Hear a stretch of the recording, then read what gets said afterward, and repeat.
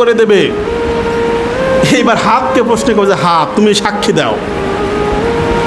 হাত যদি বলে আল্লাহ জীবনে এই হাত দিয়ে অনেক অন্যায় করেছে, অন্যায়ভাবে মানুষের গায়ে আঘাত করেছে, হাত দিয়ে অন্যের জমিন থেকে আল্লাহ আল কেটে নিয়েছে, সুদ খেয়েছে, ঘুষ খেয়েছে, এই হাত দিয়ে কত অন্যায় করেছে আল্লাহ, তাহলে এই হাত যদি এরকম সাক্ষী দেয় কোথায় যাব বলেন?